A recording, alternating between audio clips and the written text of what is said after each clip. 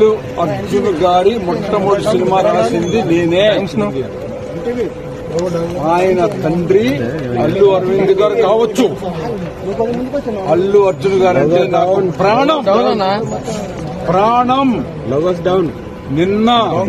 నిన్న 12 గంటల దగ్గర నుంచి ఇంతవరకు అన్నం కూడా తినలేదు. చర్ల జైలు నుంచి ఇప్పుడు మళ్ళీ వస్తున్నాను. మళ్ళీ చెప్తున్నాను, అల్లు అర్జున్ గారంటే నాకు ప్రాణం, పంచ ప్రాణాలు. గంగోత్రి అనే గంగా నదిలో స్నానం చేసి హీరో చేసిన వ్యక్తికి మరకలు అంటించడానికి ప్రయత్నం చేసినటువంటి ఏ వ్యక్తి అయినా, ఏ నాయకుడైనా, ఏ ప్రభుత్వం అయినా సర్వనాశనం అయిపోద్ది. గుర్తుపెట్టుకోండి. అతను అల్లు అర్జున్ అనే ఒక అద్భుతమైనటువంటి ఈ దేశానికి, ఈ ప్రపంచానికి ఒక కొత్త నిర్వచనం చెప్పినటువంటి నా హీరో. నింద వేయటము, అరెస్ట్ చేయటము అనేది అమానుషం, నీచం, నికృష్టం. ఎందుకంటే అల్లు అర్జున్ గారు అల్లు అర్జున్ గారి మొట్టమొదటి సినిమా రాసింది నేనే. ఆయన తండ్రి అల్లు అరవింద్ గారు కావచ్చు. అల్లు అర్జున్ గారు అంటే నాకు ప్రాణం. నిన్న 12 గంటల దగ్గర నుంచి ఇంతవరకు అన్నం కూడా తినలేదు. చర్ల జైలు నుంచి ఇప్పుడు మళ్ళీ వస్తున్నాను. మళ్ళీ చెప్తున్నాను, అల్లు అర్జున్ గారంటే నాకు ప్రాణం, పంచ ప్రాణాలు. గంగోత్రి అనే గంగా నదిలో స్నానం చేసి హీరో చేసిన వ్యక్తికి మరకలు అంటించడానికి ప్రయత్నం చేసినటువంటి ఏ వ్యక్తి అయినా,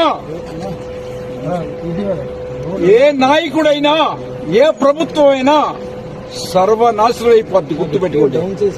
అతను అల్లు అర్జున్ అనే ఒక అద్భుతమైనటువంటి ఈ దేశానికి, ఈ ప్రపంచానికి ఒక కొత్త నిర్వచనం చెప్పినటువంటి నా హీరో. నింద వేయటము, అరెస్ట్ చేయటము అనేది అమానుషం, నీచం, నికృష్టం. ఎందుకంటే అల్లు అర్జున్ గారు అల్లు అర్జున్ గారి మొట్టమొదటి సినిమా రాసింది నేనే. ఆయన తండ్రి అల్లు అరవింద్ గారు కావచ్చు. అల్లు అర్జున్ గారు అంటే నాకు ప్రాణం. నిన్న 12 గంటల దగ్గర నుంచి ఇంతవరకు అన్నం కూడా తినలేదు.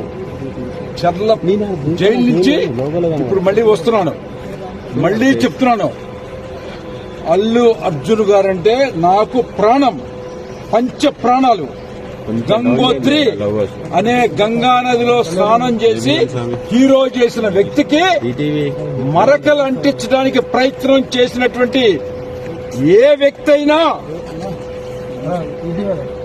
ఏ నాయకుడైనా, ఏ ప్రభుత్వం అయినా సర్వనాశనం అయిపోద్ది. గుర్తుపెట్టుకోండి. అతను అల్లు అర్జున్ అనే ఒక అద్భుతమైనటువంటి ఈ దేశానికి, ఈ ప్రపంచానికి ఒక కొత్త నిర్వచనం చెప్పినటువంటి నా హీరో.